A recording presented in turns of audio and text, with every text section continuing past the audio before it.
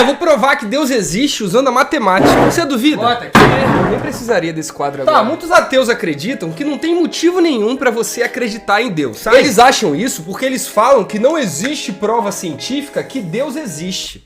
Isso é verdade. Só que veja, a ciência, ela só consegue provar pra gente as coisas que existem dentro do nosso universo natural. E Deus é, por definição, externo ao mundo natural. É por isso que Deus é sobrenatural. A palavra sobrenatural significa isso. Sobre significa acima, externo ao natural. Uma coisa ser sobrenatural não quer dizer que ela é mística ou espiritual, não. Falar que Deus é sobrenatural significa que Deus está externo ao universo natural, só isso. E é por isso que não tem como ter prova científica que Deus existe. Porque a ciência, ela explica os fenômenos naturais desse mundo e não os sobrenaturais. Tentar usar o nosso mundo natural para provar a existência de Deus é a mesma coisa de tentar provar que o Leonardo da Vinci existe usando a Mona Lisa. Ou tentar provar que o Steve Jobs existe usando o iPhone. Não faz sentido. Se Deus é o criador do universo, então ele é, por definição, externo à sua criação. Isso é tão difícil de entender? Isso não é lógico? Tá, mas o que isso tem a ver com matemática? Calma. Você já parou pra pensar antes o que é matemática? Matemática é um conjunto de regras e números que basicamente explicam tudo o que acontece no nosso universo. Mas a matemática em si, ela não existe. Você não consegue ver a matemática, você não consegue comer a matemática, sentir o gosto, o cheiro,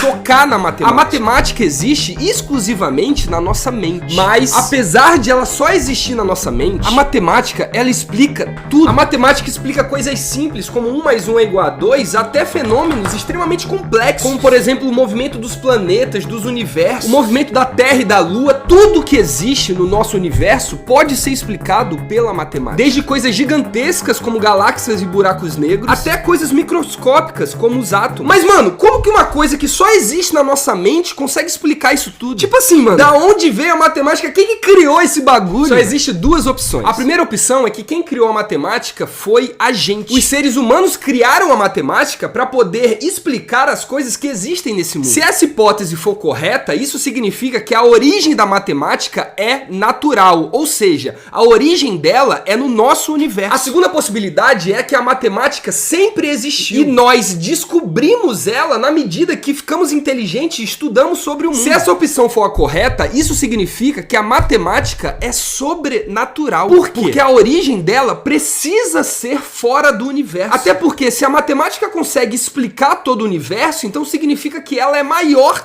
que o universo. Não tem como você explicar uma coisa que seja menor que você, tá ligado? Se a matemática explica como o universo funciona, quer dizer que ela é maior que ele. E, consequentemente, o criador da matemática precisa ser maior que o universo e externo a ele. Beleza? Tá complicado esse vídeo? Meu conteúdo é doido. Você quer conteúdo raso? Vai seguir outra pessoa. Meu conteúdo é pra explodir cabeça. Vem comigo. É lógico que das duas opções, a correta é a número 2. E nisso, até os ateus concordam. Por quê? Porque nós, seres humanos, descobrimos que a matemática, ela é infinita. Existem infinitos números matemáticos com características e definições diferentes. A humanidade não pode ter criado a matemática porque nós somos seres finitos. E o nosso universo, apesar de grande, também é finito. O universo em que vivemos, ele tem um tamanho. A matemática não. Ela é infinita. Você quer um exemplo? Se você pegar um comprimento de um círculo e dividir pelo diâmetro, o resultado disso é um número chamado π. Esse número é bem famoso. Se você já fez a primeira série, você já ouviu falar sobre ele. O número π, ele é bem interessante porque ele é chamado de um número adimensional. Ou seja, ele não tem dimensão. O que isso significa? Significa que se você for para Marte e dividir o comprimento de uma circunferência pelo diâmetro, você vai chegar no mesmo resultado.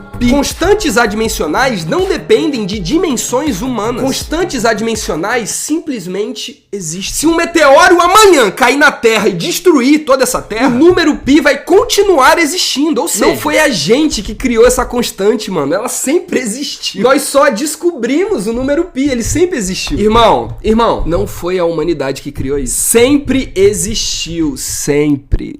E se sempre existiu, quem foi que criou? Vem comigo. Outra coisa louca nesse número π é que ele é infinito. Ou seja, só o número π é maior que o nosso universo inteiro. Não só isso, mano. Se a gente de alguma forma conseguisse trocar as casas decimais de π por letras e de alguma forma conseguisse codificar isso, nós acharíamos dentro do número pi todos os livros já escritos da história humana. Não só isso, a gente acharia todas as informações, todos os nomes, todos os endereços, tudo. Dentro do número pi existe um universo na infinidade dos seus números decimais. E de novo, gente, quem foi que criou isso, mano? Quem foi? Foram os macacos? Foram os macacos? Foi o Homo sapiens? Foi o Homo erectus? Qual é o momento que um macaco criou a matemática? Qual que foi o momento? Responde aí, seu lindo, responde aí. A matemática não foi criada pelos seres humanos, isso é lógico. Além disso, a matemática não pode ter sido criada nesse universo. Por quê? Porque só o número pi é maior do que o universo inteiro. E isso não é nem o mais impressionante. Vocês querem ficar maluco? Presta atenção, então. O fato de existir códigos matemáticos que explicam tudo que existe no universo deixa implícito que o nosso universo foi criado através de um design inteligente. E essa fórmula aqui, ó, é um bom exemplo disso. Ah, vocês acharam que eu não ia usar isso não, né? Que fórmula é essa? Certo dia, um cara sem querer decidiu colocar essa fórmula aqui em um gráfico. Quando ele fez isso, ele achou que essa fórmula daria um gráfico normal, tá ligado? Mas quando ele começou a construir, a desenhar esse gráfico, ele achou esse negócio aqui. Isso aqui é chamado conjunto de Mandelbrot. Mandelbrot? Mandelbrot, sei lá. Isso é muito louco, mas é bem simples. Presta atenção. O conjunto de Mandelbrot é só o gráfico dessa equação aqui que eu coloquei pra vocês. Tá, e por que isso é impressionante? Isso é impressionante porque quando a galera colocou esse gráfico no computador e começou a dar zoom nessa equação,